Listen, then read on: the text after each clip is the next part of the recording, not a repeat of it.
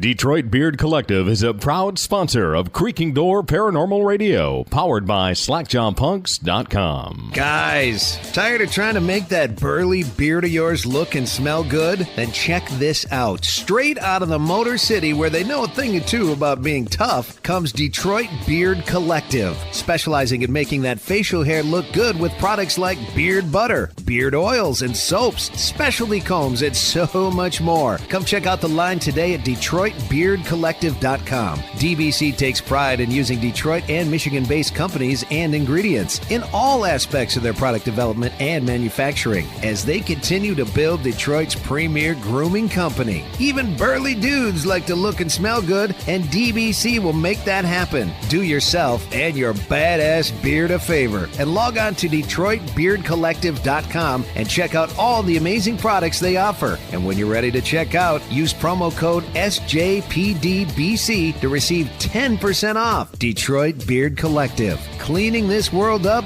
one beard at a time.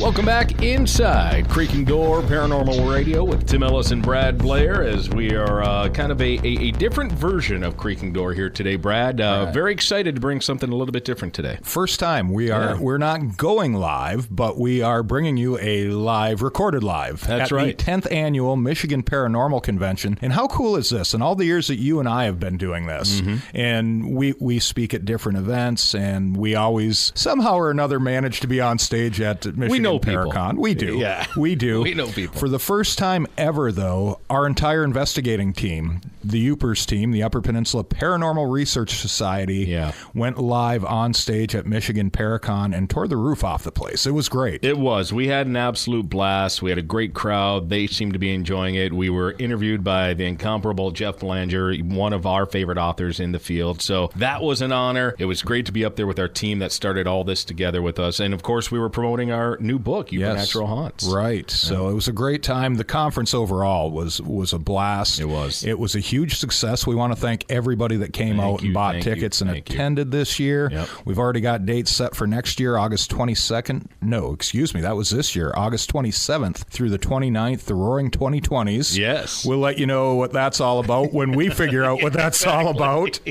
So true. But yeah, the tickets are up for that at MIParaCon.com already. Weekend passes only. Day passes, VIP, all of that's getting worked in, and there will be big announcements on that coming next month. On Halloween, we'll announce the first big portion of the lineup. That's right. We'll be up at MIParaCon.com, and we might even give you a little early teaser here, so keep checking back with Creaking Door. Yeah, you bet. We've already got a great slate of interviews and shows coming up through the Halloween season, so we're excited. Fall is here, and it's our time. Exactly. So follow the MIParaCon page on Facebook, follow Creaking Door on Facebook, and follow our UPPRS, UPPRS Facebook page on Facebook as well, the Upper Peninsula Paranormal Research Society. All three of those will always have the information for ParaCon on there. Right. And what a great time. As we said, there were so many amazing people that we had this year again that we were right up there with. Chip Coffey, who we just had on the last episode, of course, was in for the weekend. We had Grant Wilson from Ghost Hunters, Amy Bruni and Adam Berry from Kindred Spirits were here. Steve Gonzalez and Dave Tango from the upcoming Ghost Nation. That'll be debuting this October on Travel Channel. The list went on and it was just an amazing weekend. A lot of great kinship there. Yeah. You hear about people that call this their family vacation, that they attend it annually. So can't say enough good things about that, and just kind of decompressing from that. And I hit the road and went down to Kentucky for the third annual CryptidCon. Yep. Just got back from that. That was a fun ride back. My truck had a couple of issues while I was down you did there. Not tell me this yet. This is news to me. Yeah. Uh-oh. So anyway, I limped back the 10-hour drive from Lexington, Kentucky. Oh, man. Had a great time down there. Got to hang out with some of our past guests on the show that were favorites. Cliff and Bobo Finding Bigfoot. Yep. Always great guys. Nick Groff, I had dinner and some drinks with Nick. He's got some exciting projects coming up. We'll get him back inside the creaking door here. Probably early winter at some point when he can talk about some of these things going on. But always a great show. It's I believe next year they're bumping to August, sometime early August. But the first few have been held down in September in Kentucky. So they're going to move it into early August. August. I believe it's the first weekend of August next year. But we'll get you info on that when it comes in. The guys from Mountain Monsters, I still can't figure this show out. Well, the people down there love them. They had a lineup all weekend. Those guys are crazy. Nicest guys to hang out and talk to, but man, are they nuts. My son loves the show. I sit through it with him.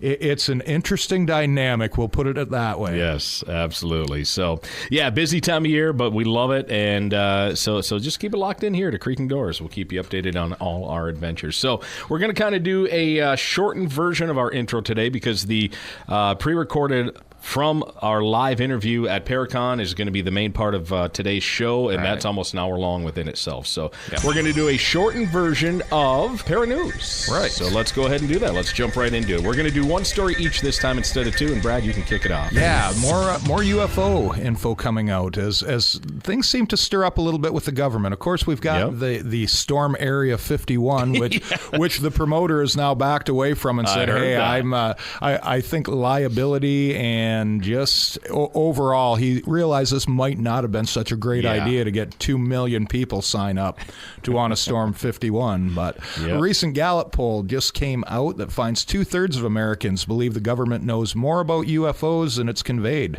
For decades, UFO enthusiasts have claimed the government is warehousing crashed UFOs and possibly aliens at Area 51, part of an Air Force base in southern Nevada.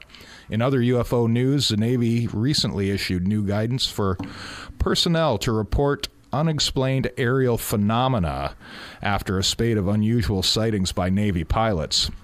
A full 68% believe the government is withholding information about UFOs, compared fairly comparable to the 71% found in the last Gallup poll, which was 1996, regarding UFOs.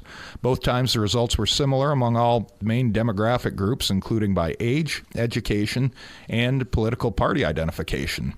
However, it appears that only about half the number who think the government is hiding something about UFOs think it's covering up information about alien space landings.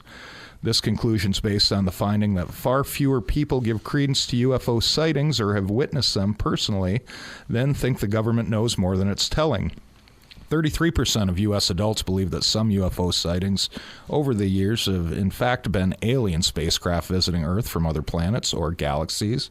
The majority, 60%, are skeptical, saying that all UFO sightings can be explained by human activity or natural phenomena, while another 7% are unsure. 16% of Americans say they have personally witnessed something they thought was a UFO, while the vast majority, 84%, have not.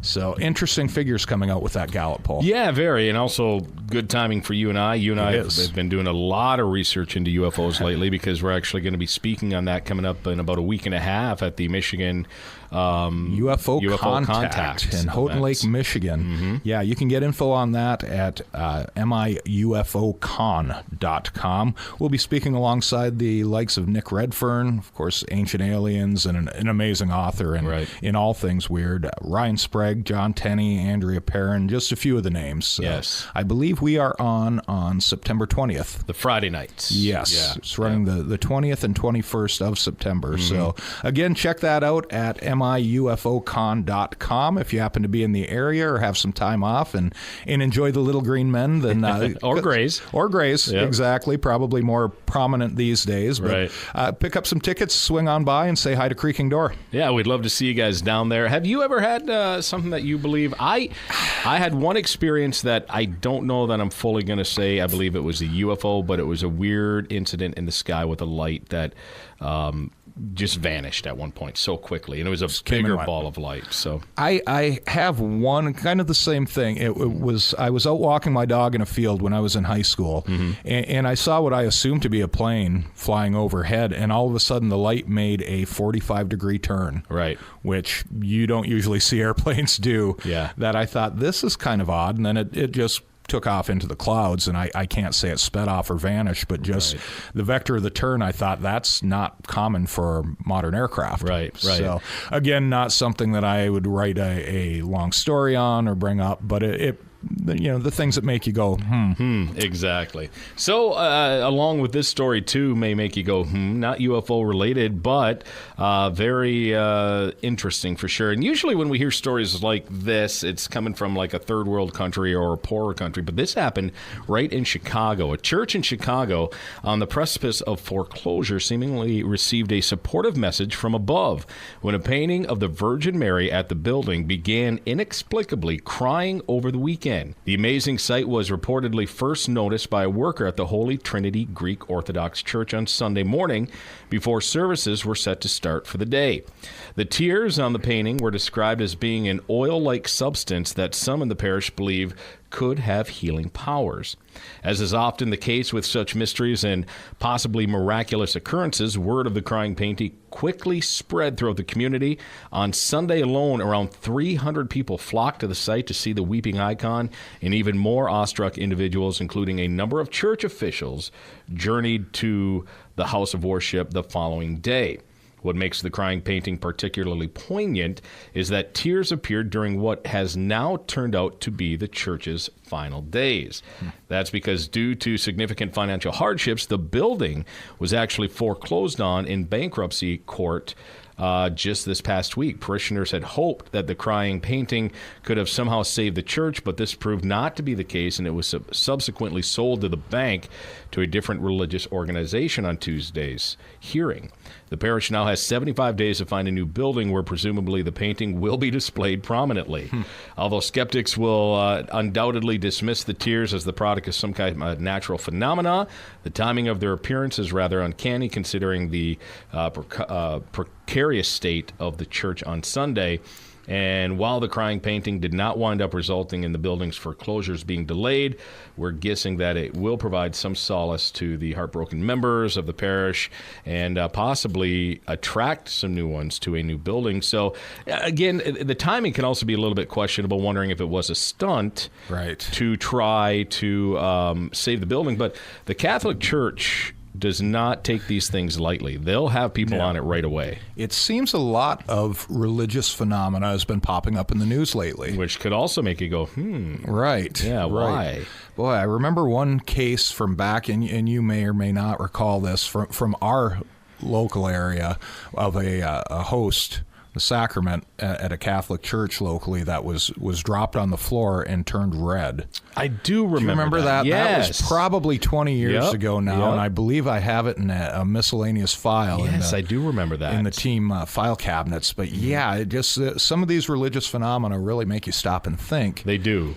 I'm always intrigued by them. Very interesting stories to read upon, and crucifixion statues that bleed from the wounds, crying Mary statues. So it'll be interesting to follow this one a little bit closer, but good stuff for sure.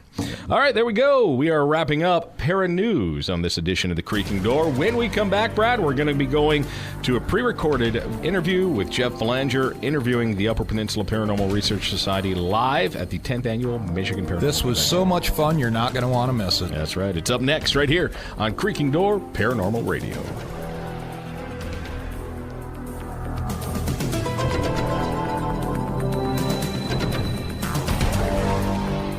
Do you love your horror films, comic books, and TV shows served up with a side of what the Then we have the place for you. Slackjaw Punks! Yeah, slackjawpunks.com. We dare you to check them out. A podcast that focuses on all the new horror films, comic books, and TV shows, and interviews with the authors and directors, but covered only the way the guys from Slackjaw Punks can do it. Plus, you can enjoy written commentary on all of the new stuff too from a whole slew of staff writers. So stop wasting time and check it out. Slackjaw Punks! Slackjawpunks.com. Serving it up with a side of what the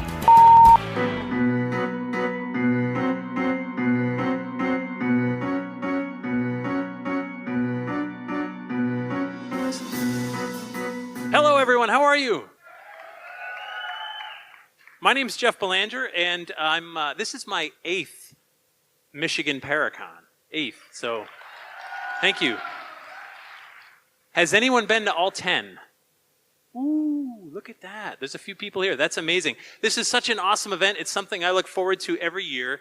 And there's a team behind it. And of course, it is the Upper Peninsula Paranormal Research Society. And these guys were good enough. They said, Jeff, we want to do a panel. And I said, that's great. I think a panel would be wonderful. And they said, yeah, we want the whole team, all 8 of us. 8. We have an hour. If we all talk for 3 minutes, it's over. But damn it, we're going to try. These guys are amazing. The fact that they put this event on and they've been a team for so long is a real testament to how people stick together up here. So without much ado, I'm going to introduce these guys one at a time, and I need my notes because there's more than I can remember. Starting, and we're going to fill in down from the end. We've got Ryan McLeod, better known as Hillbilly. Oh, wait. He's got Irish handcuffs. Oh, that's for me. Thank you. I guess we're having beer with the Youpers guys tonight. All right. Next, we've got Matt McLeod, not related. Come on out, Matt, the rookie. Oh, another beer. Did you bring enough for everyone? Tech team, Matt Barr, where are you? Yeah, there he is. Matty, good to see you. Jason Fagan, come on out. Jason's also on the tech team. The head of the tech team, Lance Brown. You've seen him doing so much out here on the stage. Come on out, Lance.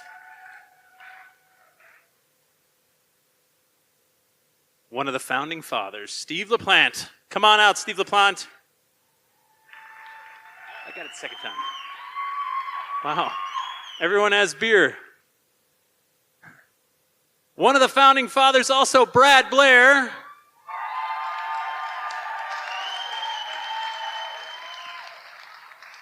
And last but not least, the man with the golden voice. Please welcome Tim Ellis.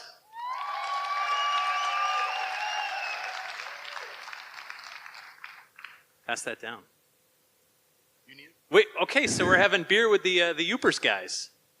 This is awesome. This is how we conduct all our meetings, so we figured it would only be fitting. I'm very close to you, Jeff. Cheers, Very everyone. close. Cheers. Thank you. Yes. Cheers. That's actually how we started the group, isn't it? Started over beer. This makes sense. All right, so what I'd like to do, if we could just come down the line, we'll start at the end. Let's just introduce yourself real quickly and just how you got into the paranormal to begin with. Go ahead. Well, I'm Ryan McLeod. Long time ago, just hanging out with my aunt. Hello. Yeah, that's a good story. All right, next. I think we lost him. I just got really interested in stuff at a really young age. 2007, I met these guys, and away we went. All right. Originally from the UP? I'm from downstate. Downstate. A troll, right. Got it. I'm getting the lingo. It's cool. All right. Go ahead. Matt McLeod. I'm the rookie. Eternal rookie, apparently. That stinks because it's been years that I've known you. Yeah. I've been with this group for about 9 years. I was here for the first paranormal conference as just a bystander like you guys were. And I bugged these guys enough. They said, fine, you can be on the team. But But you're the rookie. And it's a bummer because you've been doing this 9 years. I know people that have been doing this 9 months and they have their own Travel Channel show now. Very true. Yeah, well done. All right, Matt. Hi, Matt Barr, tech team. Thanks, Mom. Regular things like base jumping and all that stuff was boring for me, so I figured I'd get into the paranormal. Real exciting. Good with technology, so they threw me on the tech team, and that's my story. I don't have much. Stick to it. All right, Jason. Jason, grew up here. How'd I get on the team? Lance was the only one smart enough to run a computer, and we had a lot of equipment. So Lance kind of recruited me, and I've been here ever since. Just wanted to know, who might want a T-shirt tonight? Oh, that's a lawsuit. My God, I think you knocked that person over. You all signed liability waivers, right? All right, Lance. Lance Brown, born and raised here in Sault Ste. Marie. I get into paranormal group with these guys, well, officially when we started. It's been a while, but as a young kid in high school and junior high, hanging around these guys, we do a little bit searching out in the woods here and there and checking stuff out. And nice. On and off ever since. Steve. Steve LaPlante. I'm one of the founders, along with these two guys on my right. Woo! Thank you. Thank you. The three of us have been doing this since we were little kids in elementary school, as we talk about in our book, Supernatural Hunts. Sorry, Jeff, that's coming We're up. going to get that. Sorry. We know what to do. But we've been doing this stuff since we were kids, and we love it, and we're going to keep doing it as long as we can. All right. How about you, Brad? I'm Brad Blair. One of the co-founders. I'm the historian. As Jason alluded to, I could break a piece of electronics, any type of computer, anything. I suck at that, so I stick to books. How old were you in this photo? Which photo? Still well, a beer there's obviously we were over 21. We had to be 21 drinking. because there's beverages. Hey, is that my kitchen? Is that my kitchen? Might be. Probably. You had the party house in high school. Yeah, obviously, Brad and I were wrestling tag team partners at one time. We were. That is the best solid gold cardboard belt you would ever see. So it got definitely not normal that night. I had great hair, though. Yeah, you did. You had great hair. I had the mullet. I love the mullet. That is rocking. What about you, Tim? You're entree into this? Yes. It was just a love as a child.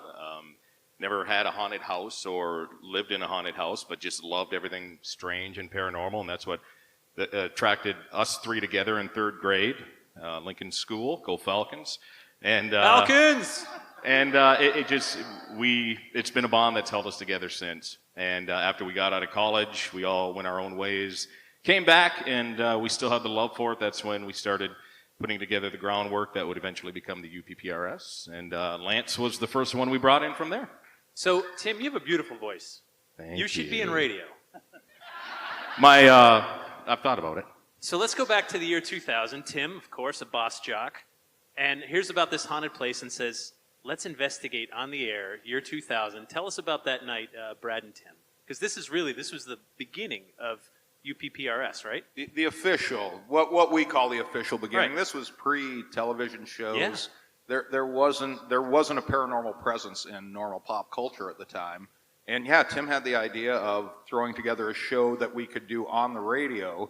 And God, I think that was a 6-hour broadcast. We were there all night. It was the first and only time we did it from midnight to 6 in the morning. We still do that broadcast every year on October 30th. That's our anniversary of the first time we ever investigated We go to bed a professionally. lot earlier than 6, though. Yeah, exactly. We can't do midnight to 6 anymore. But that's where it all started, was with the radio program. And then, of course, it culminates now. These guys wrote a book. There it is. I know. Much to the dismay of all of our English teachers. I couldn't believe they wrote a crazy. book either. It was amazing. The front cover's great. You, of course, did this for Rosemary Ellen Guiley's publishing company, which was a tough loss very recently. I love the cover, though. I think it's fantastic. But what I love even more is the back cover. Because look at that quote. Everyone here, I'm sure, wants to know, how did you get Jeff Belanger to write a blurb Beer. on your book? Yeah. Beer. Back rubs. Thanks for my payment. You're welcome. Yeah. Yeah, go ahead, read it. It's awesome. It is. Yeah. I'm not going to read it to you, but so these guys, these three mainly worked on the book, but it's the stories of all you guys. I have read it cover to cover, and what I love about it is it's there's great history of each of these various haunts, and we're going to cover some of those here in the next 40 minutes. There's also your personal experiences. There's the legends, but then you get to sort of see like the friendship and the way the team works together, which is a lot of fun. One thing I learned reading the book I did not know before is that when it comes to like hard work and setup, Tim is very lazy. Yes, we did touch on that. I read it in the book. See, and disappears. Your name's on the cover. In full disclosure, especially for the people who have already bought it or are going to buy it this weekend and read it, we want you to know that most of the book is true, except that one part where I'm pretty sure it was Steve's chapter who said that I tend to run away from setup, which is bullcrap. Tim disappears to the bathroom as soon as the first case is out of the truck. First case of equipment's out, Tim's stomach acts This is up. so wrong. For most of you, I think a lot of you guys are on teams you investigate. You know, setup can be a lot of work, so we call that Timmy time because we don't know where the hell he is. But this guy on my left is the slave driver, and if we don't do things right, we get yelled at. Often. Which we mention in every chapter. I think sometimes that setting up for the radio show, I think it doesn't take as long as we think. That's just it. Like just hang out. I tend to run the audio side of things on investigations. People will go out and we'll do EVP work, and they'll bring them back, and I'll download them on the computer, and I'll be listening while more work is going on. Sounds exhausting. It is. Putting those headphones on is It's tough. tough work to fire up a laptop and pull up Adobe Audition. It's tough. You wouldn't believe the Doritos and Mountain Dew that's gone through in front of Tim's workstation. Wow, we're really. Don't forget your employee back at the station that you're like, oh, I can't get this to work. Oh, come on, switchboard. And then they bail you out every time. All fictional. Your name's on the cover. I read all this. In the But book. I did. But we split up chapters. That's one of Steve's that was one of chapters. Steve's chapters. He All right. lied. My chapters are all true. All right, let's talk about Mostly. a place that some of you are investigating tomorrow night, correct? Who's doing the Valley Camp? Well, let's talk a little bit more about it. Can you set this up? Brad, why don't you set this up for us? Just a little bit about the backstory. So if you're not familiar with the Valley Camp, it's a freighter, a Great Lakes ore freighter that's now docked downtown on the waterfront in Sault Ste. Marie, and it's a museum.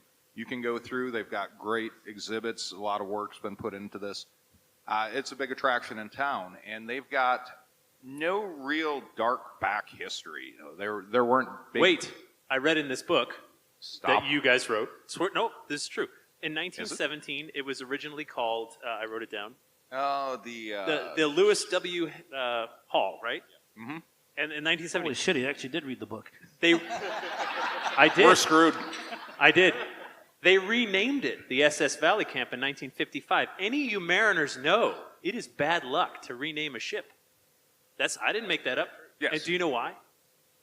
Because Poseidon, the book goes in, when a ship is named and christened, it goes in Poseidon's book, and if you rename it, he thinks you're trying to pull one over on him, and the ship is cursed with bad luck. And now it's haunted. I love your research. And I'm just Well, there's the Valley Camp, folks. That's so sexy. Okay, so the Valley Camp. So, yeah, go ahead. yeah, you can visit it. We've investigated there several times, and they're one of the coolest exhibits on there, or anywhere you'll see at any museum. They have two of the wrecked lifeboats from the SS Edmund Fitzgerald, biggest freighter to go down on the Great Lakes. So it's kind of awe-inspiring just to see what the lakes can do to rip a metal boat like that in half.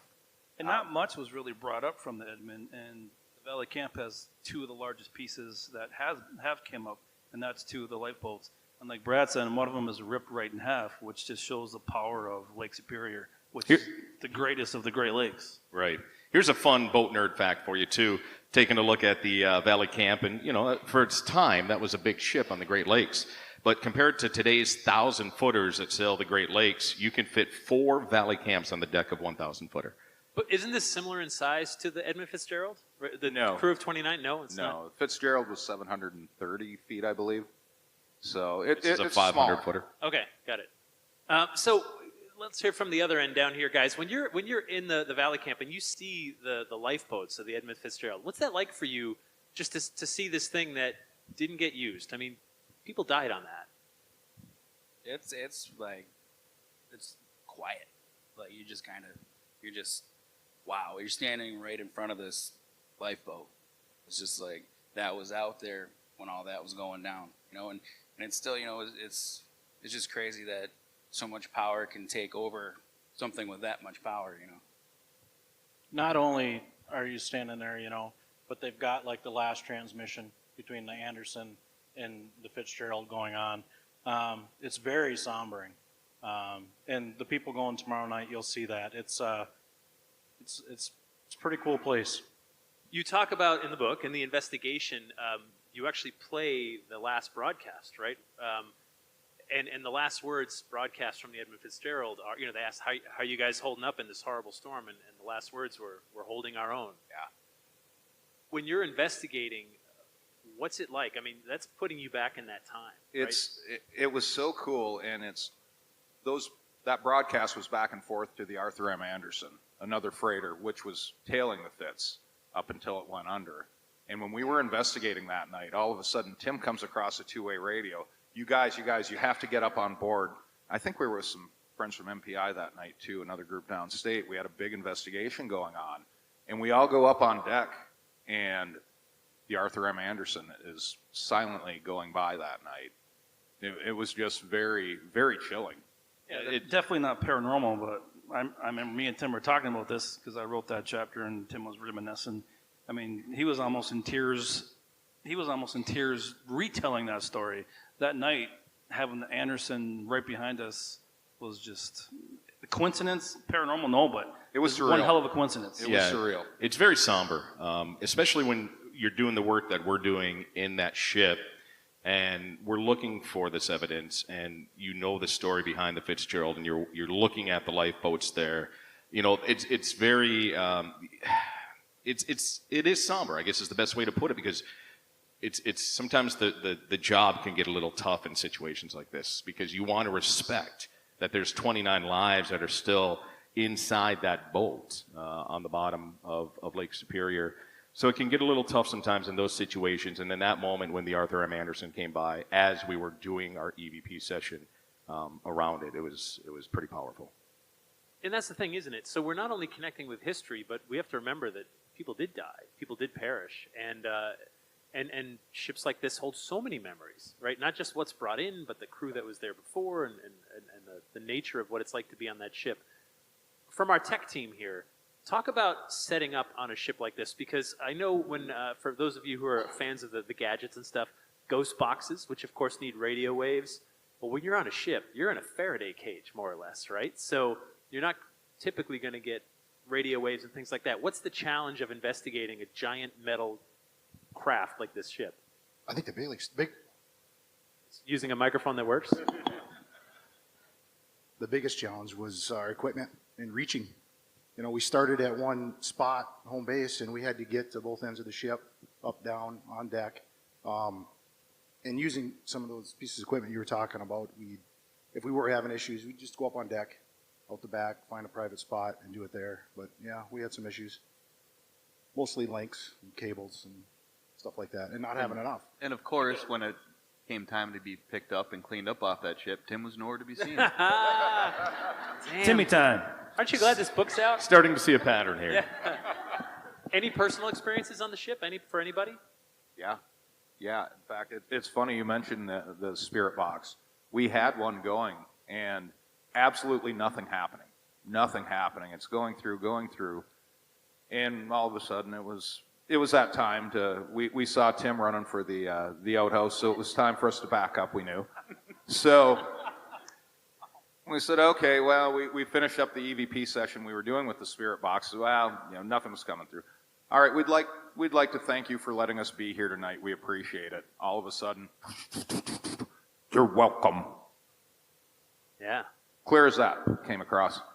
All right, we have a couple EVPs to play that you guys captured on there.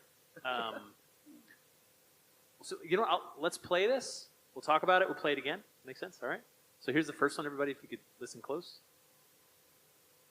Almost like a conversation. Somebody just coughed. Or just sounded like coughing. Set that up for us, and we'll play it again. So we were down in the coal room, where the furnaces are. And we were doing an EVP session, but we heard it wasn't an EVP, it was just a voice phenomena come across of a man coughing. And you'll hear it sounded like someone talking about, and I think I said, yeah, it sounded like somebody coughing. And if you hear in the background very clearly, deep man's voice says, "I am coughing." Yeah, it's right. So you'll hear Brad say, "Someone just coughed." If you listen before, you can actually hear the cough. It was picked up. Then Brad says, "Someone just coughed," and then you hear the female voice says something along the lines, it sounded like someone coughing. With her is this other voice that comes right underneath her, and it's a male voice that says, "I am coughing." Let's hear it again. Almost like a conversation. Somebody just coughed. Or just sounding like coughing. It's Yeah. No, you actually gave me another one where you singled out just that part of it, right? So let's listen to that. Or just sounding like coughing. Did you hear it? You can play it again. Or just sounding like coughing. Coughing. And in the coal room. Yeah, this, to kind of picture this is the belly of the boat, very cramped quarters. And I mean, we were down there and we were sweating just being in there and with no fires burning. To imagine what these guys went through when they were stoking the coal furnace is just sweating, dust and dirt. The work environment is just unimaginable, but it's what they did. And I'm guessing the people that worked on them boats were a lot smaller than us. Because when we're standing there in front of them furnaces, I mean, most of us were touching shoulder to shoulder with the wall in the furnace. So touching I'm guessing shoulders people were in the smaller dark. back in the day. Happens a lot. Yeah. No, that's part of it. Talk to me about just investigating in general. What's a funny thing that's happened besides Tim not setting up? We've covered that. That joke's dead. Yeah, thank you. You're welcome. Thank you. We killed that Put one. it away. Tell me about something funny that's happened to you guys during the investigation. I always go back to our first ever investigation on the air. Yeah. I mean, we don't know what the hell we're doing. This is the first time we're out there, but there was this guy from the radio station. He was an engineer, and he was trying to immerse himself in the investigation with us because he wanted to hunt ghosts. And we're in this room, and he goes, "I'm in a cold spot. Someone check this temperature. There's a cold spot right here." And Brad looks at him and he's like, "That's because you're standing under a ceiling fan, you dumbass." There's a ceiling fan right above him, so debunked. So a lot of investigations we go on. I mean, we get to do quite a few here local, but a lot of them we go on a couple hours, 2, 3, 4 hours away. Anyways, if you've ever been on an investigation, you got to eat. So the group likes to eat. We obviously stop, have dinner somewhere before we go to investigation. This one we might have been running a little late too, so we stopped at a Subway, and everyone got subs. Well, I happened to get a chicken Parmesan sub. It was really good, but I was kind of full, so I couldn't eat the whole thing. I packaged it back up, set it next to my seat, not really thinking. I thought I'd maybe eat it later. Didn't think nothing else of it. About 4 days later, I get a call at work from this guy right here. He's working 6 hours away, thank God, because I think he would have killed me. And how many days did you spend looking for it? 3 days. I was down in Detroit working, and it was about 90 degrees. And every day, it was starting to fester on the way down. I didn't know what it was. So I got there, I kind of did a quick look over. I didn't see anything, and went to work, sat all day, come out, it's getting worse. And after about the third day, I got to find it. It was jammed underneath the seat where Jason was sitting in the back, and it was a partially eaten sub. It smelled like something died. I thought it was a dead animal in there. It was terrible. And then, it stuck around for the next month. I couldn't get it out. Thanks, Jason. Good thing you didn't get the tuna sub. Very true. So if you're ever buying a car from Lance, check the Carfax. I have a story about the Eternal Rookie. We were on Mission Point. It was one of my biggest investigations. We got done with the night, wrapped up, and Brad had found a room that had pretty cramped because we got 2 rooms. Well, this was, we just to do a little backstory on this. We were set to do Mission Point Resort on Mackinac Island one year, and we had Keweenaw Video Productions, a regional historical documentary outfit, coming in to record the investigation. So we had it all set for the end of the season when everything on the island was closed and we'd have the entire resort to ourselves. About 2 weeks before we're ready to go, we get a call from the owners of the resort, management at the resort, and I said, hey guys, we love that you want to do this and we really want to make it happen, but that same weekend you were coming, we got a call from the Sci-Fi Network, and there's some show called Ghost Hunters that wants to come in that weekend and record, so we're going to have to bump you. So instead of being the last ones there, we were the first ones in the following season in April. And if you've ever watched the Ghost Hunters episode that was filmed on Mackinac Island, Michigan, Jason Haas stays in a room and the lights are going on and off on him at night and stuff was happening. That's the room that we found unlocked that I said, awesome. These guys are all crammed in 2 other rooms together and with other people, the production people, and I found this door unlocked, so I'm like, awesome, I'm just going to sneak in here and have it to myself for the night. And then Tim and Matt came storming in, and go ahead, Matt. Okay. This is very traumatizing. So me and Tim come busting in and said, hey, we're staying in here too because everybody else is filled up in the other rooms. And where are you going? Hey, we're not done. We're not tearing down and cleaning up yet, Jason. And so we get in there, and Tim and Brad climb into bed together, and there's a leather sofa it's like a little room off to the side, and I was like, well, I guess I'm sleeping here. So I climb on there, and as the night went on, it got colder. We woke up it was starting to snow that night. And there was no heat on yet in the resort, just minimum. It was freezing. So I climb on there, I was like, I guess I'll just, It makes sense. I'm sorry, I didn't realize you were doing something important. And so that's going down, and we start falling asleep, and I wake up, and I'm shivering to death. And they got the fan going because they can't sleep without a fan, blowing on me. And I wake up, and I've brought some lawn johns with me, so I threw those on just to sleep. I wake up, these guys are like, man, I slept really good last night. And I'm sitting there, I'm dead tired. I'm like, I did not sleep at all. I was freezing to death. And these guys are sweating to death because they're sleeping on top of an extra blanket. This is a nice heavy wool one, too. It was. It would have kept them so warm. You would have loved it, Matt. Oh, they were toasty. I was freezing to death. I was shaking. Didn't you find out the window was cracked? The window was cracked. Like you were sleeping by the window. The window was cracked. And we all know leather sofas conduct cold temperatures 10 times worse, so I was freezing on that thing. But plus Timmy's a snuggler, so Brad was all set. Yeah. Who was the big spoon? I was warm. I was the big spoon. You were the big spoon, okay. So to finish that story, too, one of the scariest things that happened that whole weekend while we were investigating the resort was in the morning I got up to go to the bathroom, and I opened the bathroom door, and friggin' Brad's taking a bath. He's taking a bath. I had to share a bed with him the night before, and I was just not clean. Nor did I feel clean for quite some time. And that won't wash off, Brad. That's the thing. It's a gift that keeps giving, Jeff. Seared mentally. Looked like a scene out of The Shining. Pretty much. God. Brad had his own loofah, I think, in there. One thing I learned, too, is that you guys learned the hard lesson of don't tell people where you're investigating before you actually go do the investigation, because scary things can happen. Like bangs on the wall. What happened? Well, again, this is an introduction. I'm prompting you to tell a story. You're bringing this way back. I Yeah. thought we were still talking Keep about going, Mission Jeff. Point. Keep going. I read this book. All right, so are we talking about the You same did read the book. Holy cow. back in the early days, this is going back to our high school days. And the three of us, we found alcohol a little bit later in high school. Prior to that, and Sophomore year? we made up for it after, but our earlier years in high school, well, everyone was out partying. We were the three, and Lance would tag along with us too.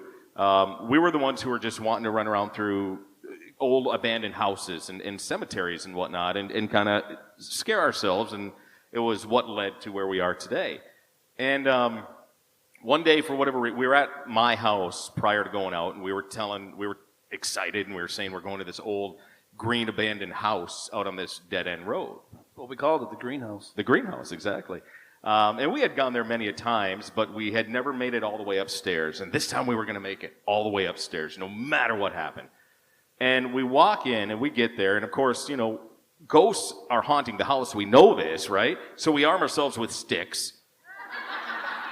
Makes sense. Yeah, because back in those days, that was the ultimate ghost hunting tool, apparently. Ghosts hate sticks. Right. So we're all like pushing each other. You go first. You go first. You go ahead. And we get in there and we start walking in. We're getting close to the stairs and we just hear this bam, like the loudest bang you would hear. And then you hear, get out. And we're like, fuck, you know. So we're like, at that point, we don't care who gets hurt. We're pushing everyone out of the way to be the first one out of the house. And we start running down this dirt road. Another buddy of ours gets in his truck and he's driving. We're trying to catch up to him. And we're running. And all of a sudden, we all get in the back of the truck and we're driving away. And we turn around and we look and there's people in masks and sheets chasing us. Ghosts. Ghosts. They were ghosts. It was like a Scooby-Doo episode. So finally, we're like, wait a minute. We know that laugh or we know that voice. And come to find out, so I have two older brothers, and my one brother was with his girlfriend, who is now his wife. Her family owned this damn house. We didn't know that. So they knew exactly the house we were talking about. We gave too much information. They were there waiting for us, and hence, the night was amazing. And you got a story. Yes. Or a book. All right, let's talk about another haunt. Superior Impressions. Now, when I think of haunted places, I think of Superior Impressions. This started because Brad gets an email one day from an old friend. And why don't you set this up for us, Brad? You hear from a high school friend, right? And You're right. And the wheels are in motion. So yeah, it's an old building down on Lochside District, downtown by the Sioux Locks here, and it's now Sioux Brewing Company, and there's a consignment shop, I think, on one side. Figures you guys would know where a brewery was. Well, foreshadowing. Yes. So anyway, yeah, they messaged us and they said, we've had such weird events happening that some of the staff's not comfortable being here anymore by themselves. We've got a second floor that at one time was a boarding house. Back when some of the ships would dock up and they had a lot more commerce through the area that had to stay, they'd rent this to all transient people that would be coming through that just needed a place to crash for a week or two. But some of them stayed longer, and there's different places up there that we don't feel comfortable. There's footsteps that we're hearing downstairs. We've had what people thought were voices in their ears when they were alone up there. So would you guys be interested in coming in to check it out? I said, yeah, absolutely. It sounds great. It's an old brick historic building. We'd love to. Okay, let me get everything approved and I'll get back to you. Didn't hear from her for a while.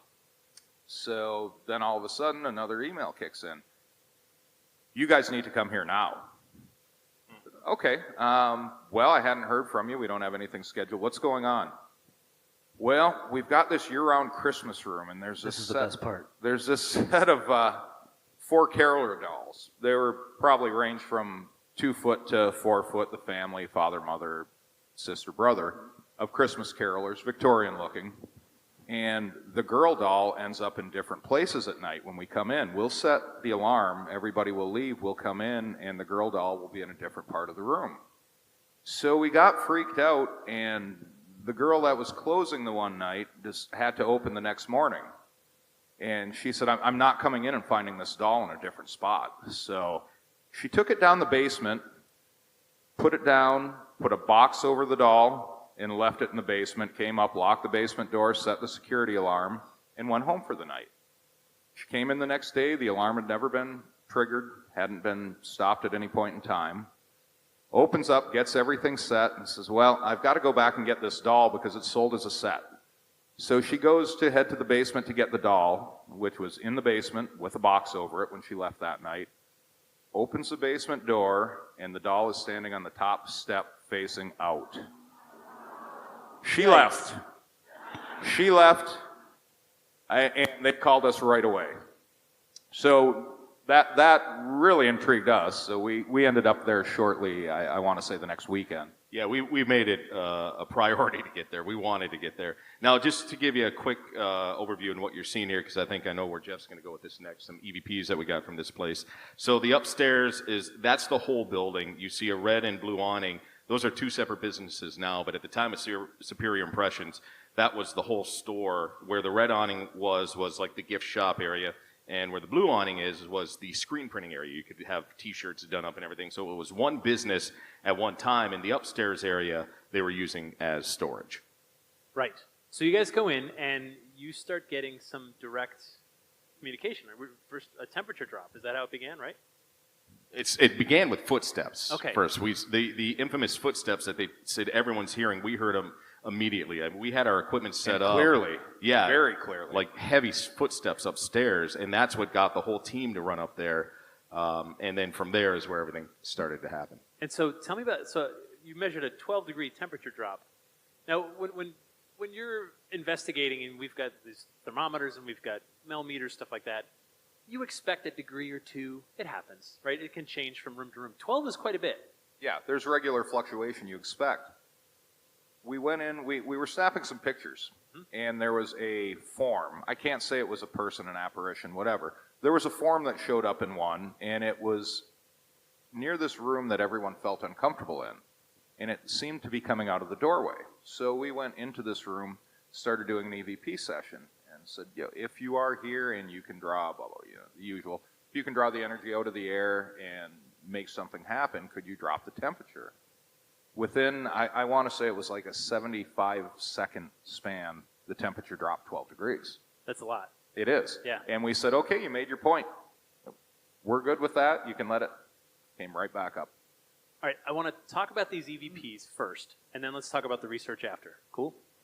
So here's the first one. So is this right about that time? You do this EVP session right after the temperature drop? No, the actual EVP session, well, the EVP session we did when we got the temperature drop was upstairs. Okay. But the EVPs you're about to play actually came from the basement area of this building. All right, so here's the first one. We'll play it, talk about it, play it again. Are you a bootlegger?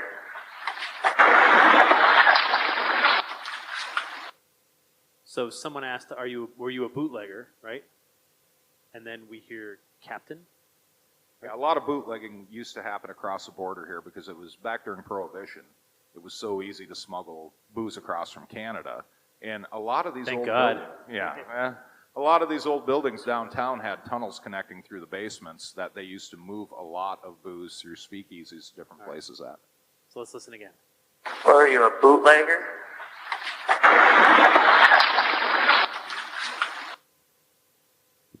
Did you get it? I don't believe you. Are you a bootlegger?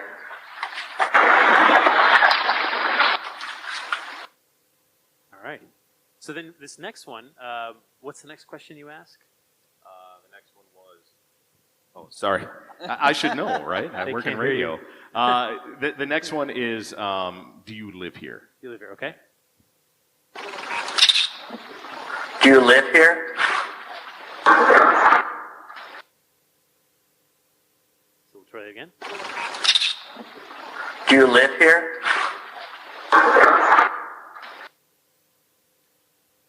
And then the next follow-up question is, well, we'll just listen to it.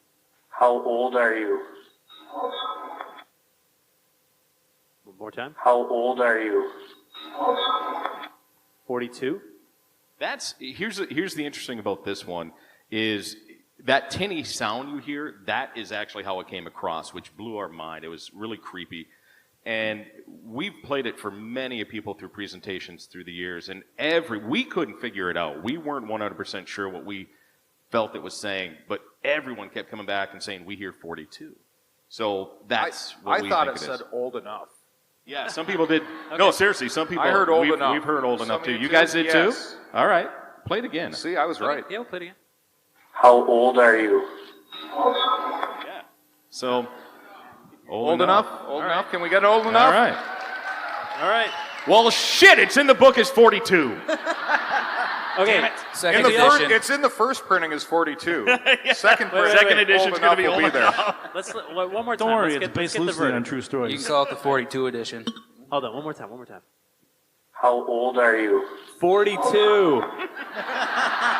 Thank you. All right. Thank you. So I heard 42. Yeah, me too. So given Captain and 42, Brad, you start doing research. What do you find? Yeah, it was funny because I wasn't researching this case.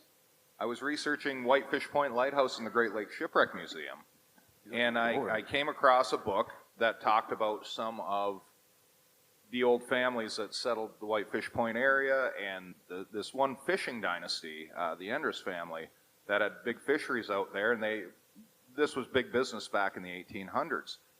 Their son, who had been a ship captain for them, wanted to get out of the business. He'd had enough. His family didn't want him out, break of dawn till midnight every day. So they ended up putting this building up down here on Portage. Sorry, intermission. They ended up building this building and sending the son in to come and run it.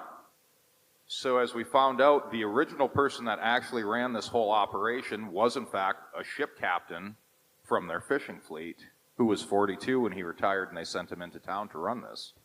Or That's old kind of enough. cool. It is cool. He might have been old enough too. So.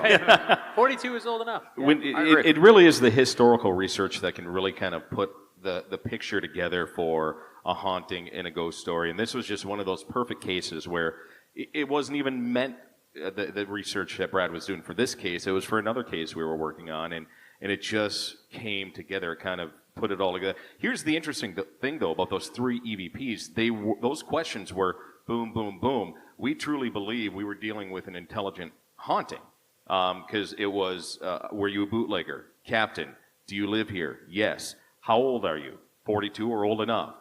So it was 3 questions, 3 answers, plus what we were dealing with upstairs with the drop of the temperature and then rising it back up at 12 degrees difference. We truly believe we were dealing with an intelligent haunt in this one. Did you review the audio right away, or did you take it home and review it? We did not pick those ones up until post-review after. Got it. Yeah. Okay. All right, we're going to run out of time. Let's do one more story, and then we'll... Sheboygan Opera House. Yeah. So this place burnt down twice, right? Yeah. You'd think they'd give up. Right, but they didn't. No. They wanted it. They didn't. So here it is, and they finally said, hey, I get it. Let's not build it from wood. Wicked smart, as they say where I'm from. Wicked smart. So you want to set this up for us, a little bit about the background? Sheboygan is actually a lumber baron town, and That's back the in wood. yes, Right. back in its heyday, they decided they needed an opera house, something that was a little bit more classy, something to bring people to town, entertainment, and it burned down. The top floor burned down first, which they rebuilt, and then the whole facility burnt down, and then they rebuilt it to what you have today. And it's actually a combination opera house. It's actually city hall, fire department, and the police, or fire and police too. So it's cool because it's when you walk into this place, it's like going back in time. It's Victorian, old school. It's really cool. You see that exterior, that modern brick look to it, then you go inside. Yeah, you look at that, you don't suspect this. Okay, Jeff, go ahead.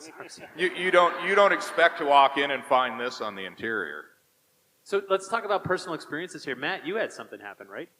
Yeah. No, wrong Matt. Which one? I read the book. Shut up, Rookie. Are you speaking of when Tim and I were up in the balcony? Yeah. Yes. Tell your story. What happened? Well, we're sitting up doing an EVP session in the balcony. Not much else going on.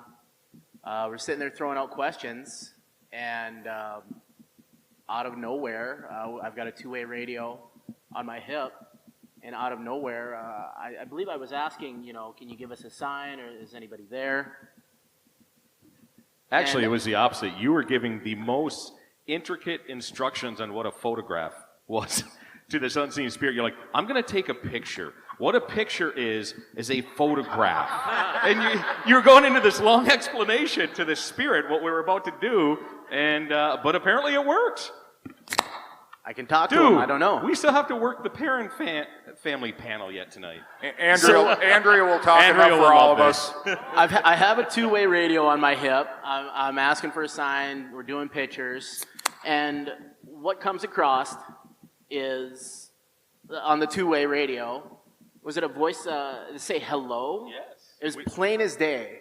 And there was no other radio traffic. There was no other radio traffic. We weren't on any other, we were on our own channels, and out of the blue, it was hello. And it was loud and it was screamed. loud, and there was some words that were said after by Tim and I because of how much it startled us.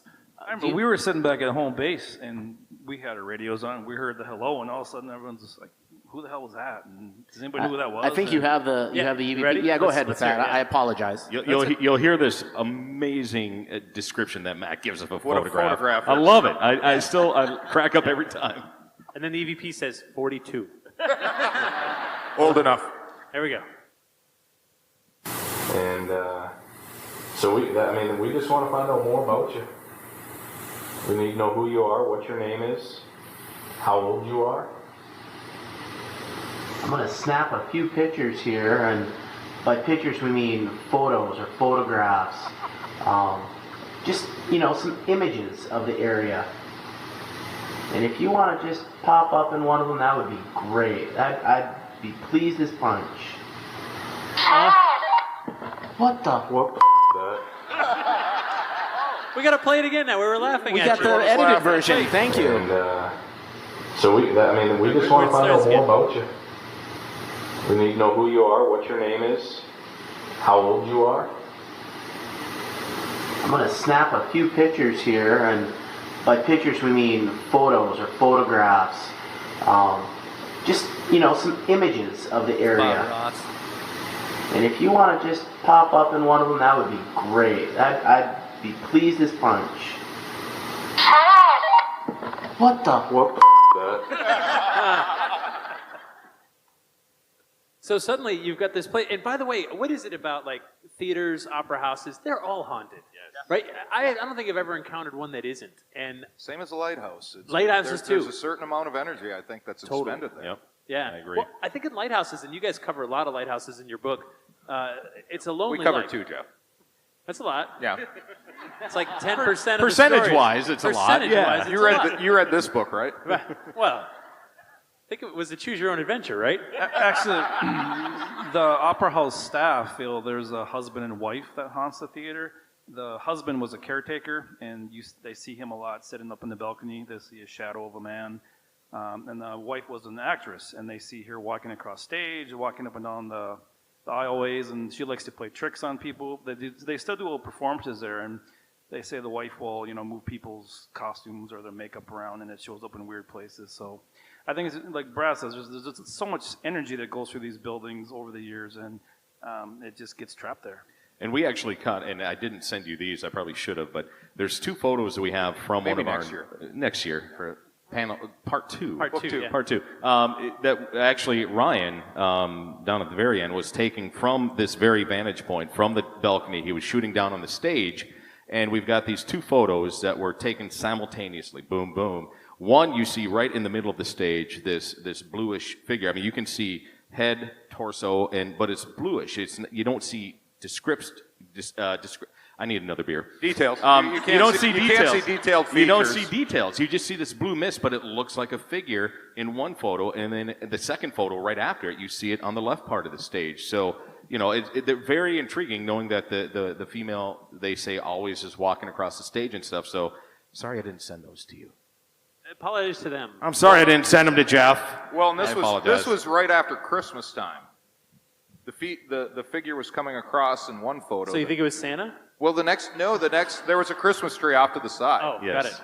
The next photo, you could just see the top. It was hidden. The rest of the body was hidden behind the tree. So it was moving, whatever it These people are was. like, thanks for describing a photo I'm not allowed to see. Yes. It's great. But if you buy the book, we'll give you a link. Yeah, you can see it for sure. Matt will describe I could what a I was photo gonna say, I is. could probably describe that photo to you very. You should in hear him describe detail. a video camera. Photograph or picture. You can hit these guys up. They got these photos on their phones all weekend. You can hit them up. But we are running out of time. That wasn't Tim running across the stage before pickup, was it?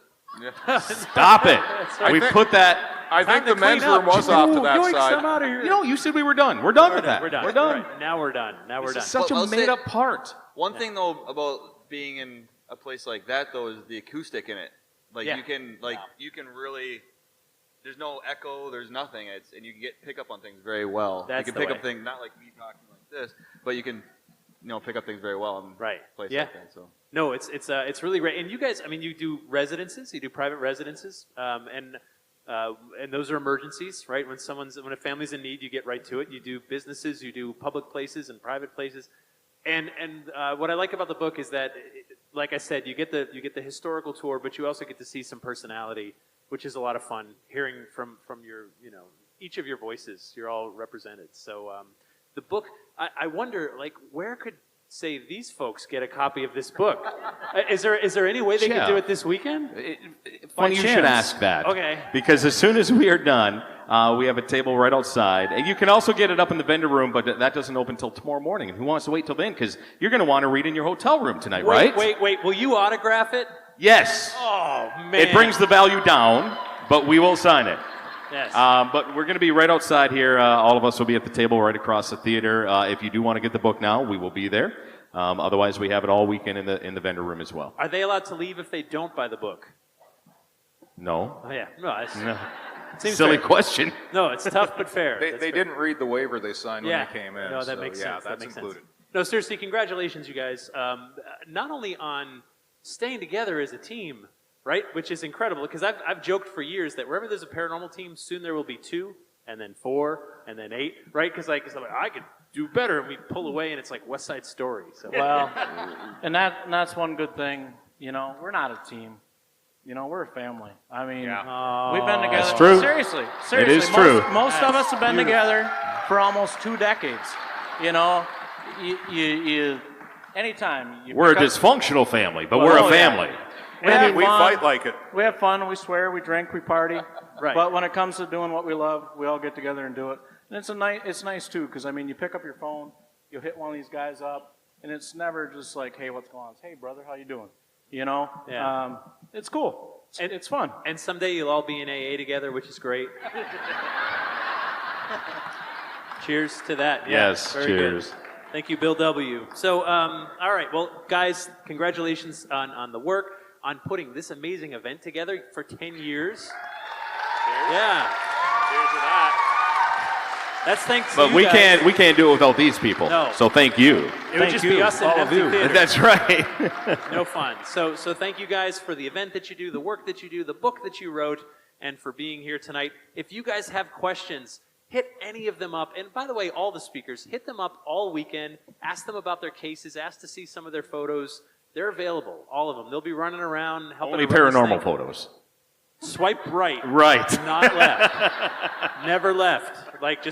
Swipe to the right and do nothing more. So, folks, please give a big hand to the UPPRS team. Thank you so much. Thank you, Jeff. All right.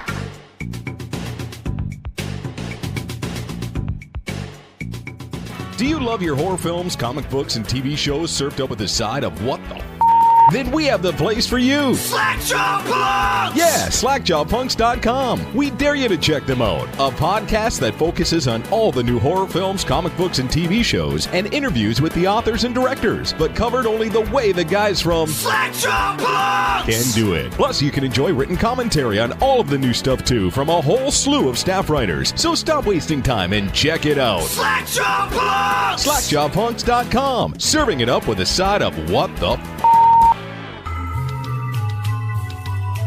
And welcome back inside Creaking Door Paranormal Radio. Tim Ellis and Brad Blair with you as we are wrapping things up. Brad, one of our easier shows we had to do because Definitely. We got to replay the wonderful interview of Jeff Belanger interviewing our team, the Upper Peninsula Paranormal Research Society, the UPPRS, live at MI ParaCon10. If Jeff wouldn't have agreed to do that, I don't know that I would have went ahead and went with that. He was the perfect person for it. He is, and aside from Jeff being a class act and an amazing author, you and I have gotten to be good friends with Jeff over the years, Right. so it was such a natural fit for him to be sitting up there with our team and cracking a couple cold ones on stage. Which made it even better. It was. Yeah. So, but we had, if you couldn't tell, we had a blast with that interview. Yeah, we did. It's seriously, again, like you said, it's hard to believe in the 10 years that we've never had the whole team up there like that.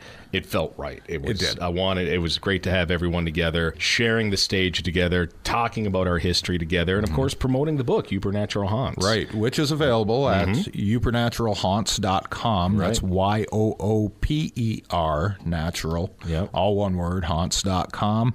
Also, the Kindle version available on Amazon still. You can pick that up. You can pick up the paperback on Amazon as well. If you come right to Supernatural Haunts, you'll get Tim and I and Steve LaPlante, our third co-author, on it, and we can get you a personalized copy. Yeah, if you want to devalue it, we'll sign it for you. But check it out, UPPRNaturalHaunts.com. We think you'll enjoy the book. We had an absolute blast writing it, and we had an absolute blast doing that interview.